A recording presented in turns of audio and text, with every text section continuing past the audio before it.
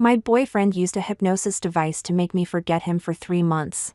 Then he spent the last moments with his first love. But unexpectedly, I forgot him more than just those 3 months. Ding! This novel reminds you to click the subscribe button in the bottom right corner to read the complete novel. Daniel's first love has returned. I learned about it that very day when Daniel told me in a casual tone. Chloe is back. She says she's terminally ill with only 3 months left to live, and she wants me to accompany her through her final journey. While saying this, Daniel was ladling soup for me. His expression calm, showing no emotional fluctuation. He and Chloe had been apart for 3 years. As he used to say, 3 years 1095 days should be enough time for any feelings to fade. I was immersed in the joy of preparing for our engagement party. We're getting engaged next week. If she's terminally ill, she should be with her family. Why is she looking for you? This isn't some TV drama. I questioned, not out of any ill will towards Chloe, whom I'd never even met. I just thought that when someone is facing death, shouldn't they be with their family? Her parents divorced years ago and abandoned her. She's all alone now. Daniel's hand paused while serving the soup, his eyes becoming distant. My heart skipped a beat as I keenly noticed the change in his demeanor. Do you feel sorry for her? It's not exactly sympathy. After all, it's just her word might not even be true. Daniel shrugged and changed the subject. He handed me the soup and gently stroked my hair. We're getting engaged next week. How do you feel about that? I rolled my eyes at him. Nothing special. You're the lucky one. He smiled tenderly. Indeed, I am lucky. You're stuck with me for life. We'll be together forever. Daniel is a well-known psychologist in the field, always composed and gentle. Even with me, he rarely speaks romantically. Now, however, he was being unusually affectionate. It seemed like he was deliberately trying to prove his eternal love for me.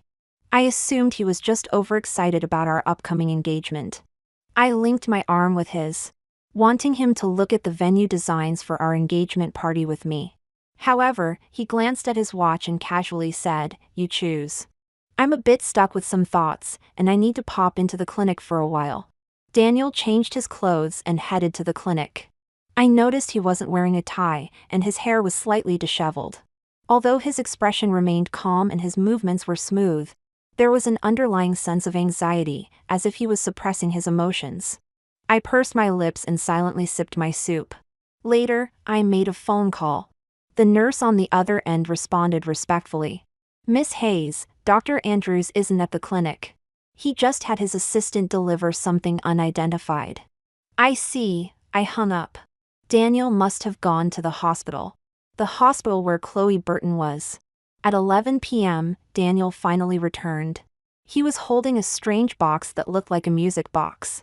I sat on the sofa watching him, his figure bathed in the light that had just come on.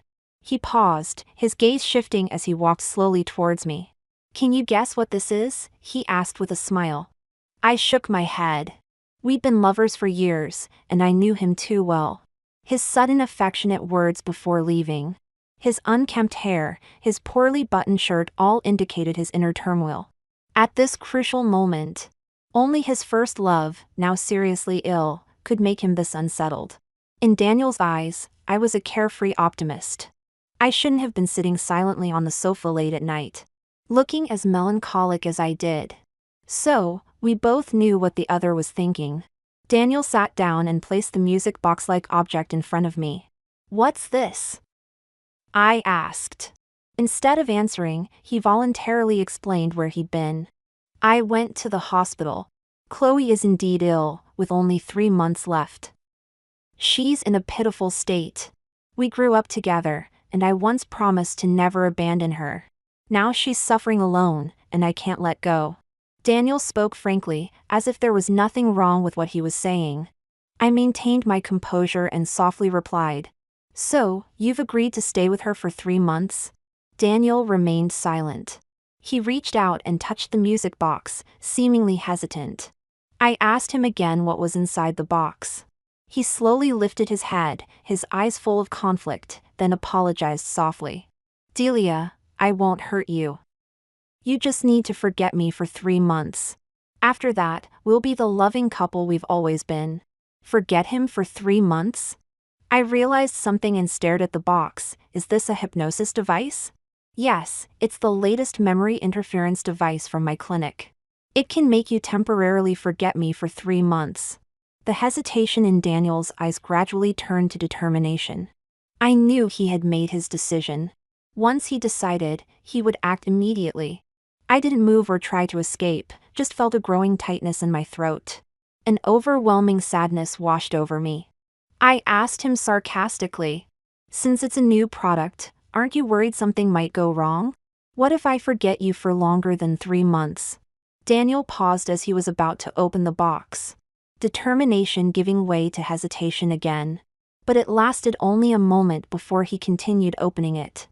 "I trust my technology. In 3 months, I'll return to you, and you'll still love me." As soon as he finished speaking, he opened the music box completely, giving himself no chance to waver. Suddenly, a soft light appeared, accompanied by soothing music, both attacking my senses. I became dizzy while Daniel whispered in my ear, "Delia, I love you, I truly do, but Chloe is dying. I must be with her until the end. Delia, forget me, forget Daniel Andrews. Daniel Andrews never existed in your life." 10, 9, 8, 2, 1. His voice became increasingly fuzzy and distant. I slumped sideways onto the sofa, the name Daniel Andrews swirling in my mind one last time. But, who was Daniel Andrews? When I woke up, daylight was breaking. I felt a bit confused, looking puzzled at the blanket covering me. Did I fall asleep on the sofa last night? Who covered me with this blanket? Could it be my best friend? Just then, as if on cue, my best friend Lucy called. She started chattering away immediately. "Delia, you're getting engaged next week. And we're coming over tomorrow to help decorate your new place. Don't try to do it yourself with your taste. You'll make the house look like a charity shop." What? Engaged? I was bewildered, double-checking the caller ID. Yes, it was definitely Lucy. It was definitely her voice too. And she was the only one who would mock my taste like that. But, getting engaged? I'm getting engaged? What's going on? Huh? Lucy sounded even more shocked than me. "Delia, are you still half asleep? You're getting engaged to Daniel Andrews." "Don't you remember? Daniel Andrews? Who's that?" I immediately denied it. "Don't be ridiculous. I don't even know any Daniel Andrews. I'm single. You've been dating for 2 years. Are you having me on? Look at the photos on your wall. And the engagement party invitations, they're all over your house. Impossible." I got up and looked around, but there weren't any photos at all. The walls were completely bare. Wait, no. There was a strange empty spot on the living room wall, with marks where picture hooks had been. There must have been a frame hanging there, but it had been removed. I thought for a moment. It was probably just my old portrait photo that I'd taken down because I felt embarrassed about it now. But, Lucy, there aren't any engagement photos here. Who's Daniel Andrews? Getting anxious, I added. You haven't arranged some weird blind marriage for me, have you? We're best friends, you wouldn't be that cruel.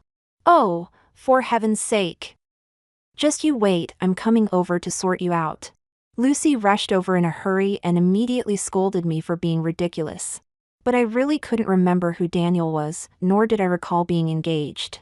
Lucy grabbed my phone to show me my WhatsApp status updates. 8 out of 10 of your updates are about him, look for yourself.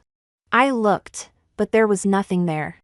The latest update was from 6 months ago, saying happy day today.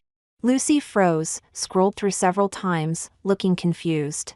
Did you delete your updates? Or did Daniel delete them? Did you two have a fight? I shrugged, I really don't know him. Lucy studied my expression carefully and quickly made a video call to Daniel.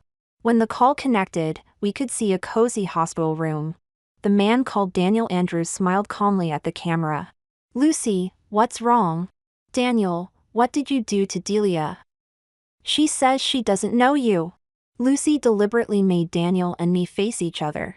I studied Daniel, but he seemed completely unfamiliar. I had no memory of him at all. His eyes flickered as he stared at me intently, both probing and hopeful. Hello, Delia. Oh, hello. So you're Daniel? I replied politely.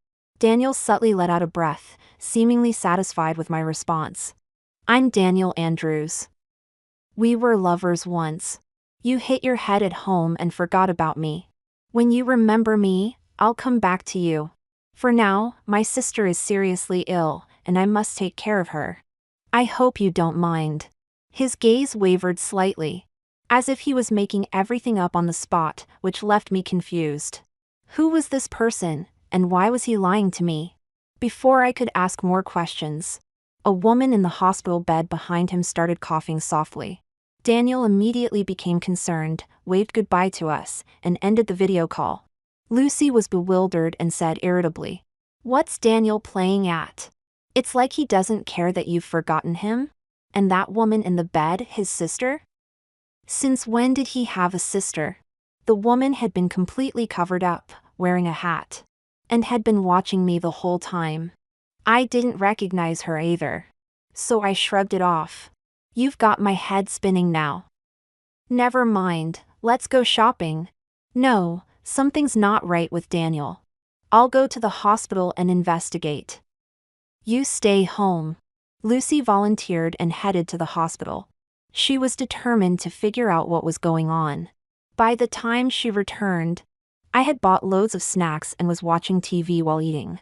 Lucy burst in saying, "Delia, how can you just sit there eating? Daniel's cheating. He's at the hospital taking care of some woman called Chloe Burton. She's not his sister at all." I didn't stop eating my crisps. Don't know him, don't care, not interested. Daniel is your fiancé. He's arranging discharge papers for that woman. And they're going traveling together to spend their last moments together. Lucy's face had darkened. She'd heard this from the nurses. The nurses were touched by Daniel, praising him as the perfect gentleman for staying by his terminally ill girlfriend's side and helping fulfill her dreams. I thought for a moment, then smiled casually. If Daniel really is my fiancé, and he's going on a romantic trip with another woman, that shows I had poor judgment in men. And if I had poor judgment, isn't forgetting him a good thing? Lucy was stunned into silence. Lucy couldn't win the argument with me, but she wasn't ready to give up. She went to investigate Daniel's situation. Within just a week, Daniel had gone on a trip to the southern counties with Chloe. It was a simple journey. They reportedly visited the coastal towns that Chloe had always dreamed of seeing. They didn't tell any family or friends. Just the two of them walking hand in hand, watching sunrises and sunsets. Lucy came to tell me what she discovered, fuming. Is Daniel Andrews mental? You're his fiancée who's lost her memory, and he's off traveling with someone else. What on earth is he playing at? Perhaps he's helping fulfill her wish. The girl is terminally ill, isn't she? Visiting the seaside was her dream, I reasoned logically. Lucy considered this and became even more angry. She went investigating again. This time she came back to tell me that Daniel had taken Chloe to many places. It seemed they were touring the whole country and wouldn't return until they'd seen it all. That turned out to be exactly what happened. Lucy couldn't track Daniel down anymore and could only wait for his return to confront him. I was glad for the peace and quiet Lucy finally stopped bothering me. For the next 3 months, I continued living my happy single life, as content as could be. Though occasionally, in the middle of the night, I would habitually lean to one side and mumble, "Darling, hold me." Then I would wake up startled, looking confused at the empty space beside me, feeling like something was missing, with tears unexpectedly welling up. How strange. Perhaps the house was haunted. Yes, that must be it. After that, I went to stay at Lucy's place. We could live happily ever after together. Until the last day of the 3 months, when I returned home to pack some things and found a parcel at my door. I opened it to find it full of photographs. There were landscapes, selfies, and pictures of them together. All the photos had one thing in common. They only featured two people, Daniel Andrews and Chloe Burton. Their happiness and joy were evident in every shot. Additionally, there was a letter underneath the photos. I opened the envelope and found it was from Chloe to me. Dear Delia, I don't know how Daniel convinced you to let him go without tears or protests. But your generosity touches me deeply. I'm dying soon, and these are my final memories in this world. I'm sending them to you, hoping you won't mind our happiness and reluctance to part, and that you'll keep them safe for me. I'm now in Chelsea Hospital, waiting for death. Daniel has already started his journey back home, saying he must return to you today. I couldn't keep him in the end, I lost. The letter was filled with texts that gave me a headache. What kind of mad woman? I threw the photos and letters into the corner. I'll clean them up tomorrow. Almost simultaneously, the door opened. Daniel Andrews rushed in with a music box, his face covered in sweat. I frowned. What are you doing? This is my house. Delia, I made it back. In 1 hour, you'll remember me. He sat down without invitation and placed the music box in front of me. What's this? I'm calling the police. I shouted, feeling instinctively repulsed by the box.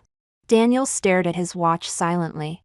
Just as I was about to call the police, he suddenly opened the music box. Instantly, a flash of light emerged, and soothing music invaded my ears, making me drowsy. Daniel smiled tenderly. Delia, I'm back. I'm still your fiancé. Let's set a date for our engagement. I've missed you all this time.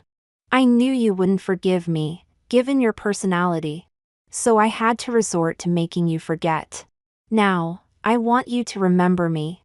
But forget the unpleasantness of these 3 months. Nothing happened during these 3 months. His voice was gentle and soft, and with his countdown, I grew increasingly drowsy. After the final count, I suddenly opened my eyes, staring at the anxious yet expectant face before me. How bizarre. He didn't seem to find anything strange.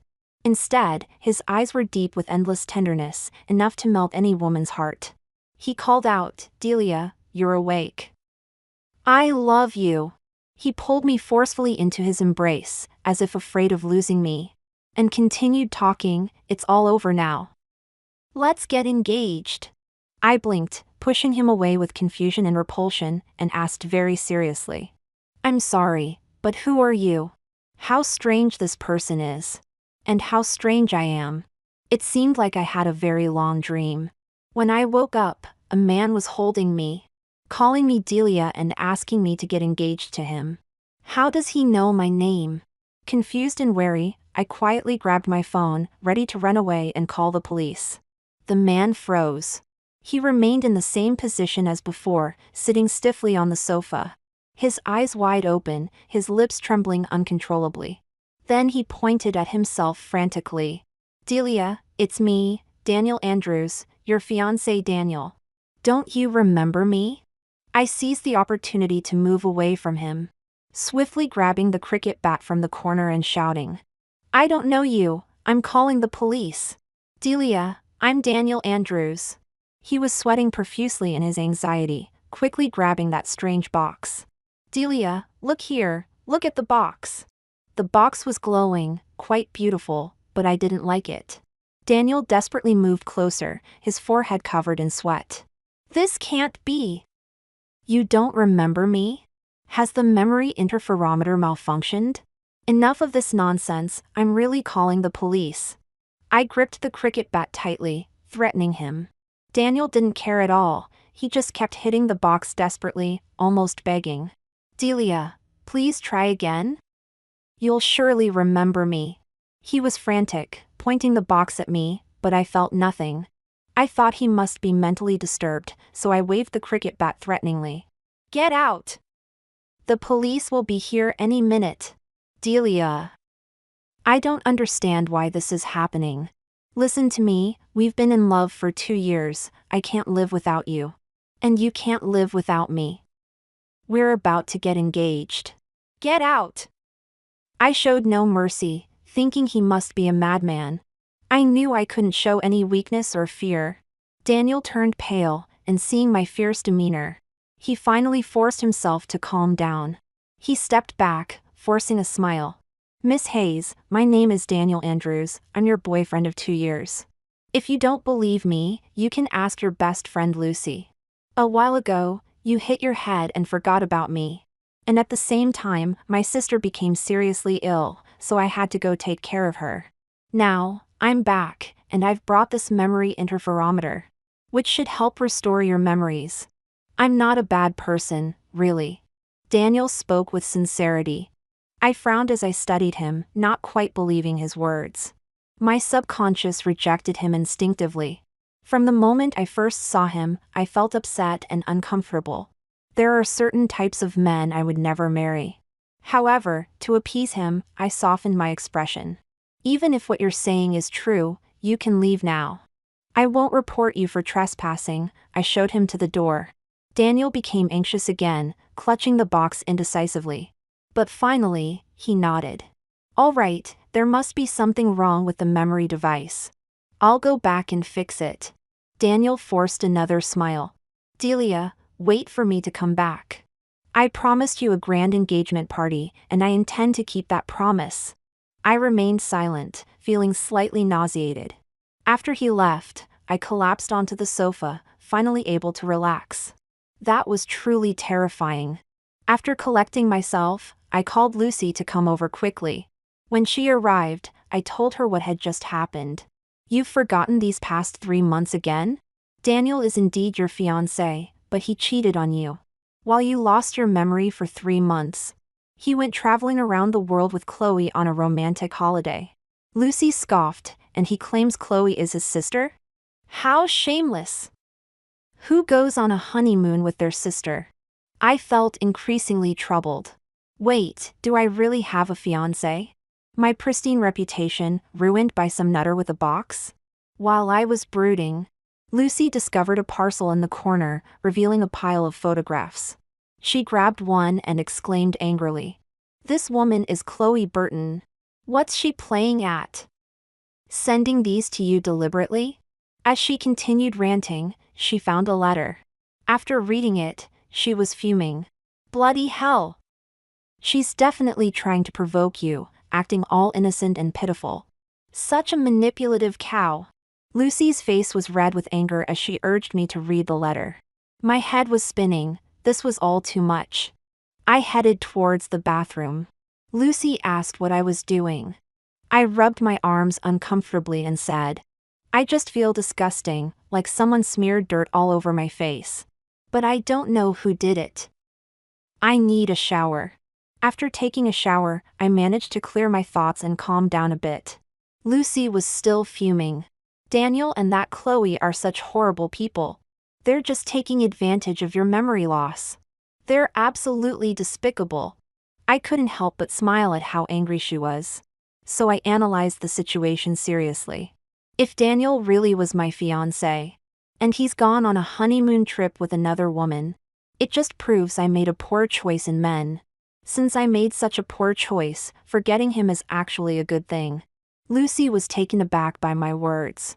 Why are you so surprised? I asked.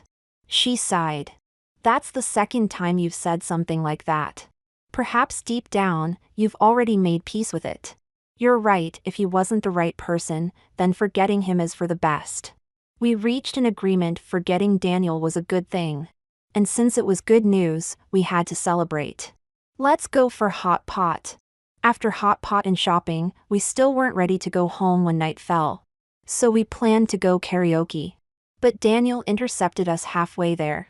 He'd been searching for me for ages and seemed relieved. Delia, I've finally found you.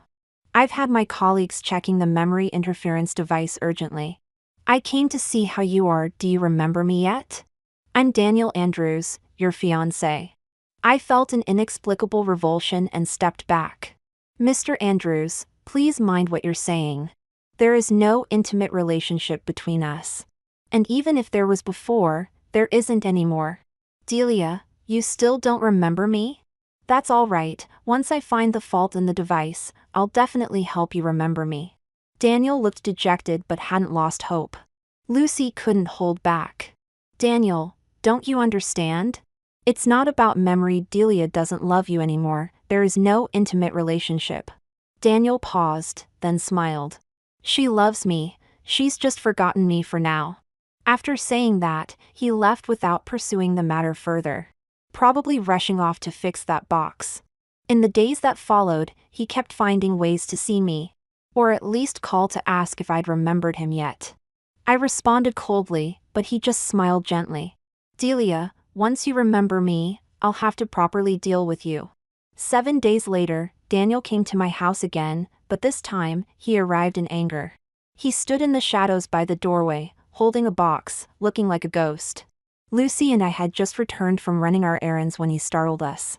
Daniel, what are you doing here again? Lucy snapped.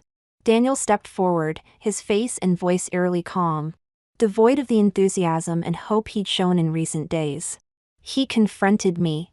Delia, you've remembered me, haven't you? You're pretending to have amnesia. Do you know how worried I've been?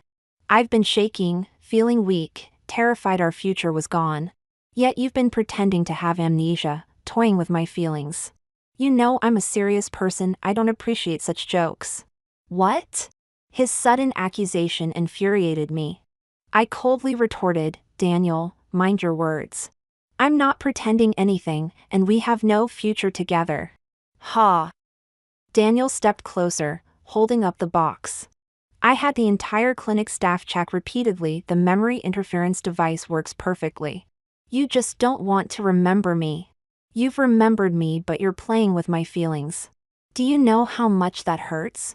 He glared at me, his expression furious. I laughed bitterly, feeling that familiar wave of disgust. Instead of arguing further, I called the police.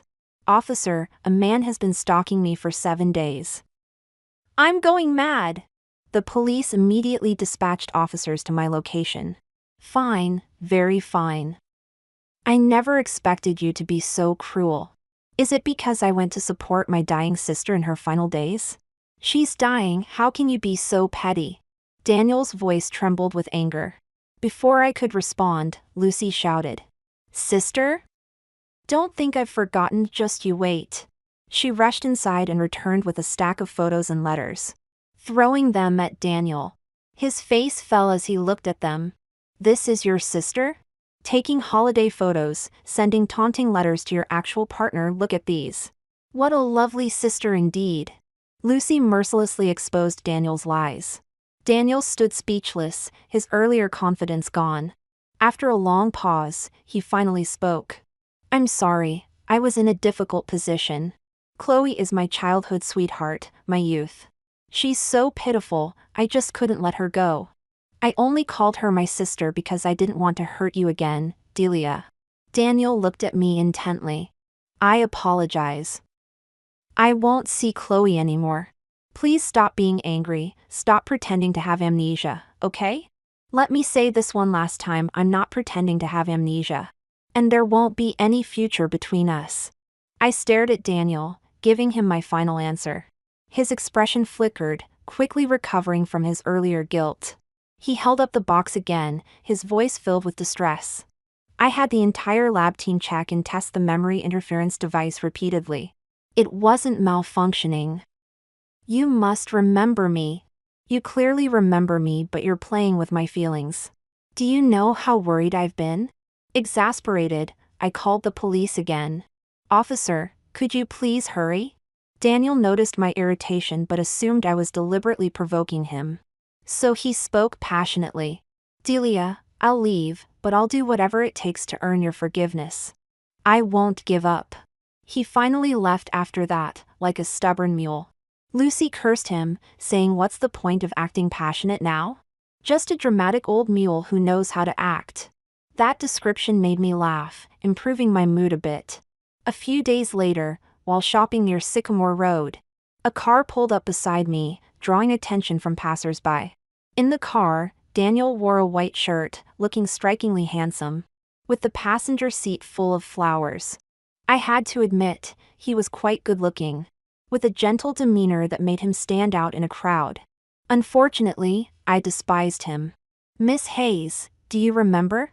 We met here on Sycamore Road, waiting at the traffic light together. Daniel waved at me, his smile bright, suddenly showing a hint of boyish charm. I paused. This intersection was where we first met. How unfortunate. I quickened my pace to leave. Daniel started the car, slowly following me. Miss Hayes, let me take you somewhere. I have a surprise for you tonight.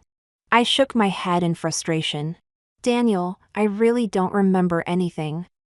Give up. I won't love you again.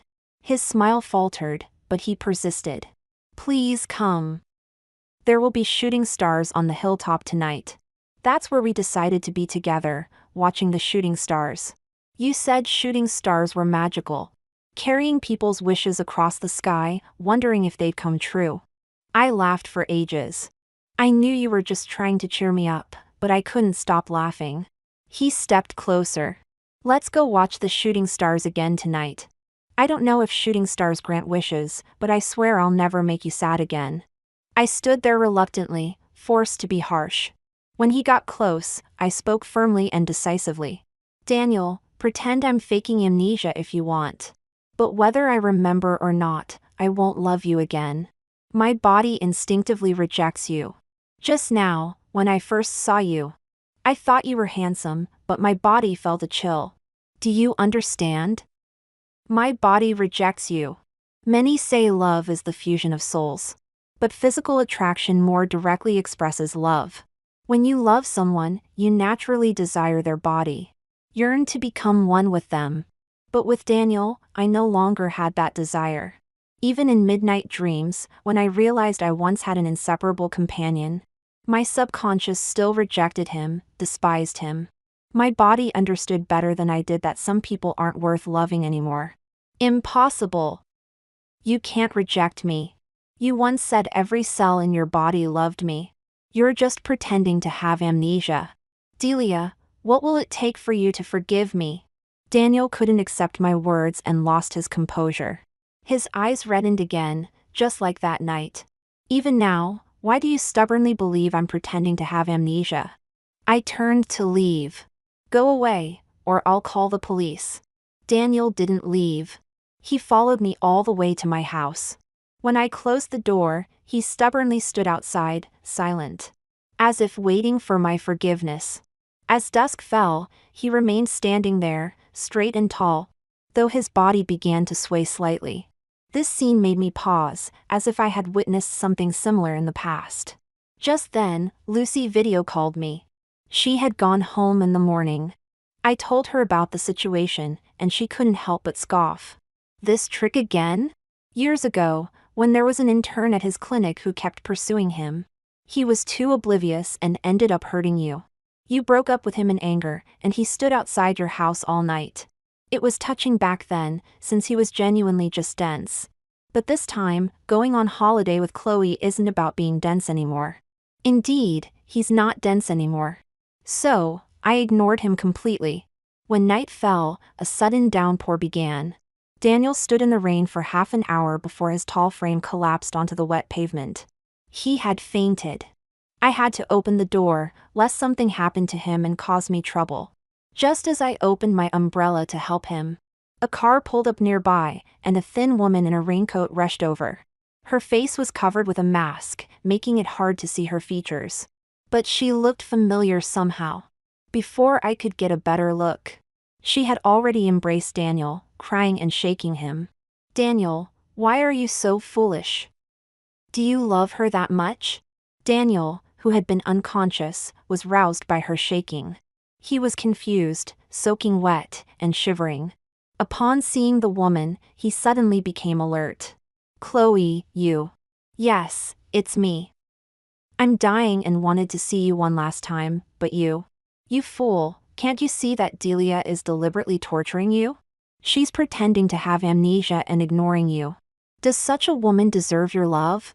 Chloe looked at him with overwhelming concern, her eyes glaring at me fiercely. Then it dawned on me it was her.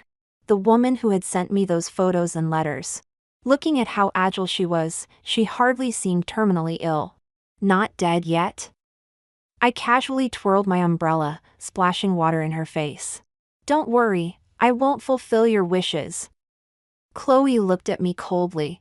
You're not only petty and selfish, but you also lack compassion and clearly don't love Daniel. She accused me without restraint. If you loved Daniel, how could you bear to keep pretending to have amnesia to torture him?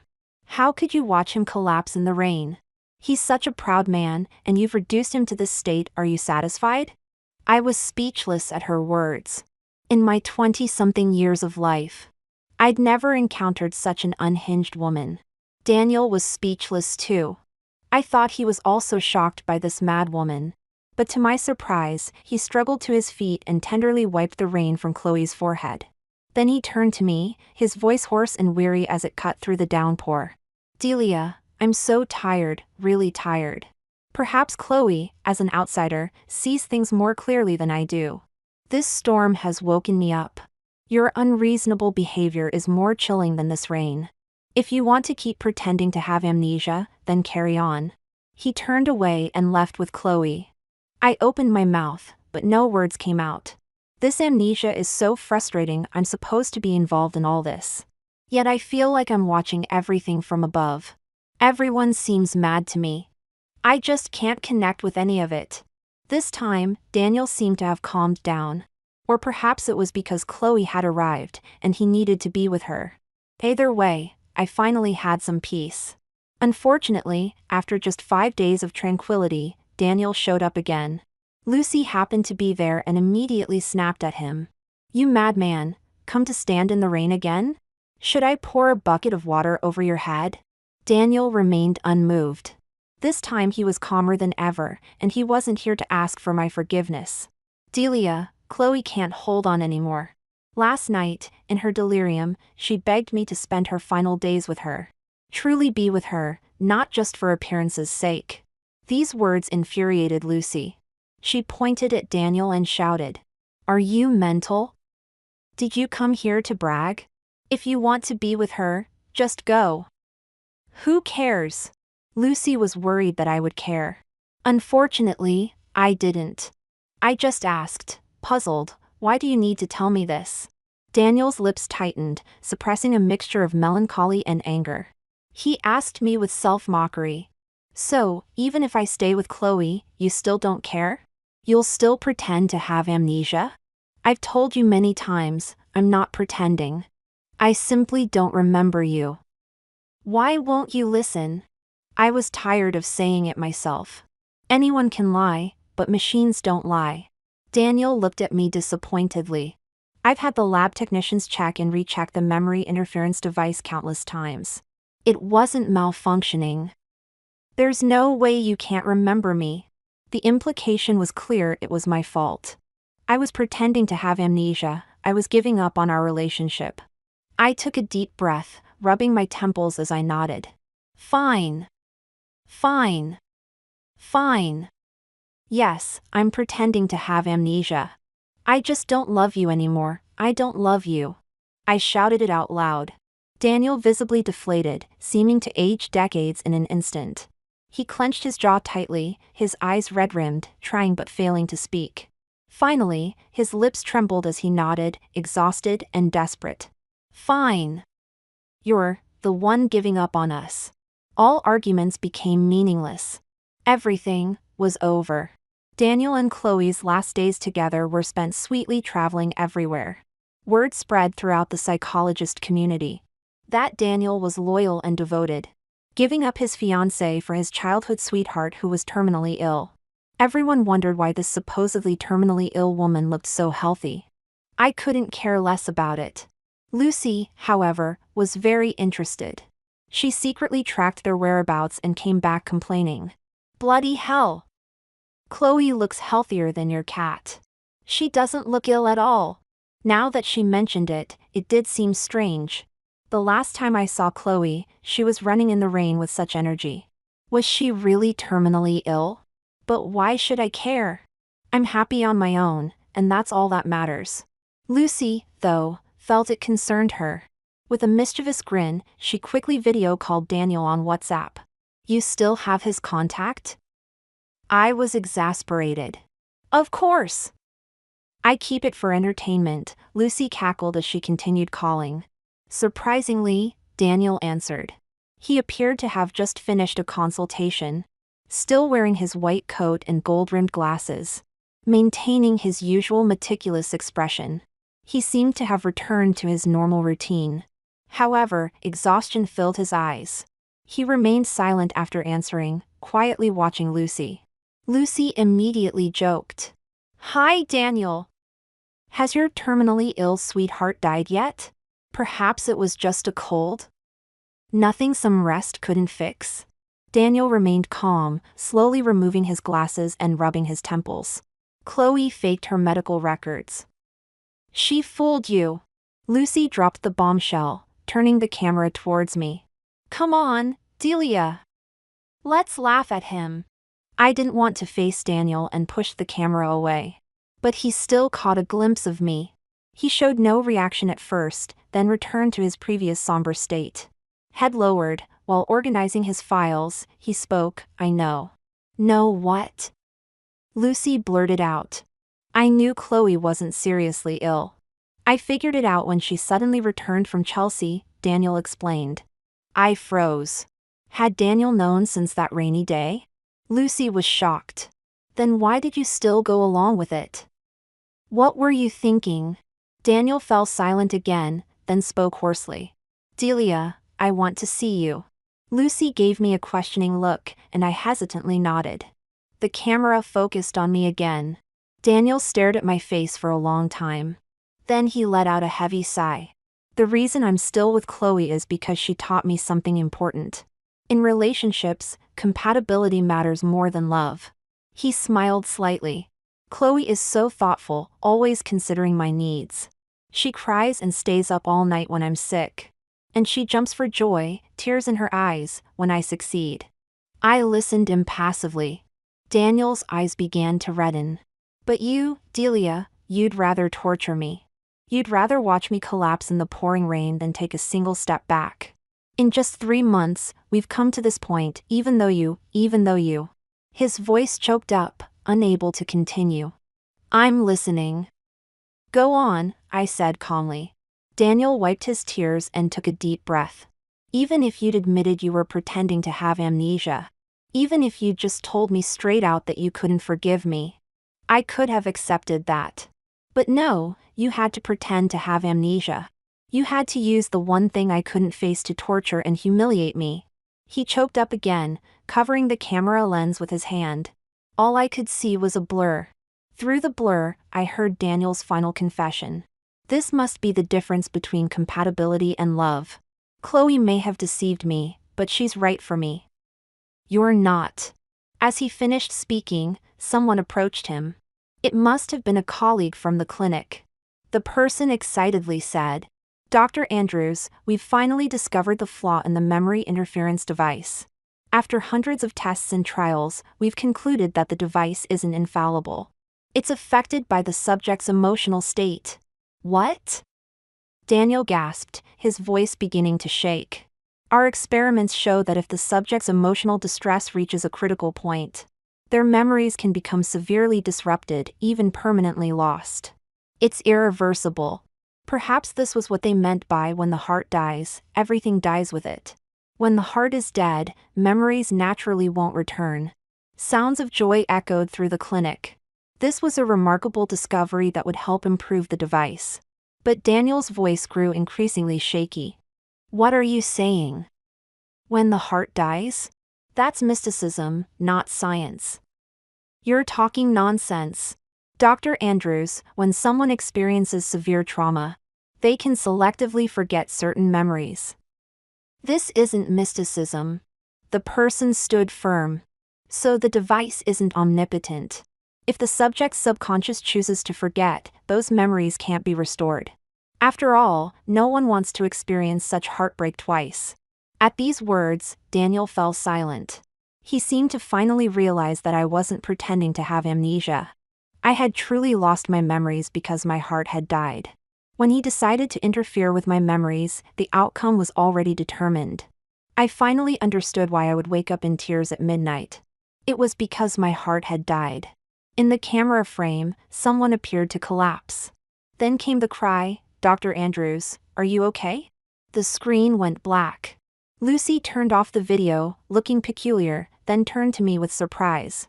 "Delia, why are you crying?" "What?" I wiped the corner of my eye, and indeed, there were tears. How strange, why was I crying?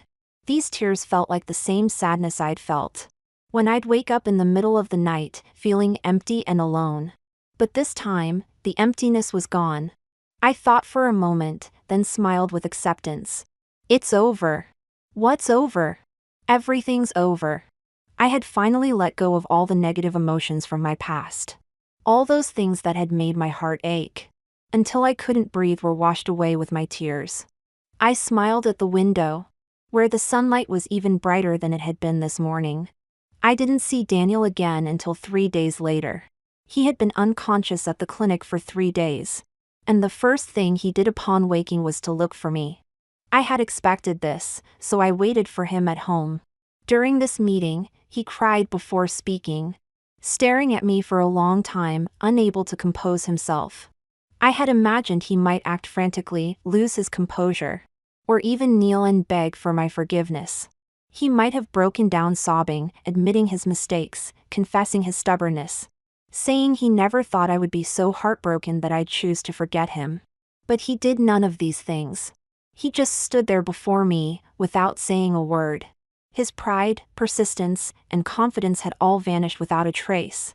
Just like my memories of him, completely uprooted. Finally, he turned and left, tears in his eyes. Like a guilt-ridden cloud, he drifted far away, to a place where I couldn't see him even if I looked up. I raised my head and saw only the endless clear sky. Several months later, Lucy caught a cold and went to the hospital. I accompanied her. While waiting in the corridor, a woman in a hospital gown wandered past, looking rather dazed. I recognized her immediately as Chloe. Lucy, who was running a fever, sat up startled and exclaimed, "Bloody hell! Look who's here!" Chloe was startled by her outburst and looked at her puzzled, then asked, "I'm sorry, do you know me?" "Of course I do. You're Chloe Burton." Lucy smirked. "Oh, thank goodness. Yes, I'm Chloe Burton.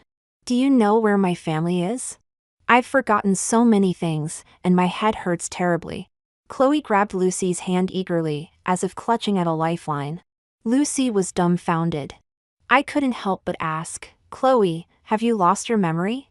"I think so, my head hurts, it hurts so much." Chloe shook her head vigorously. Just then, 2 nurses hurriedly came over and escorted Chloe upstairs. Lucy's fever seemed to subside a bit as her curiosity took over. She went to investigate and actually managed to get some information. "Delia, you won't believe this.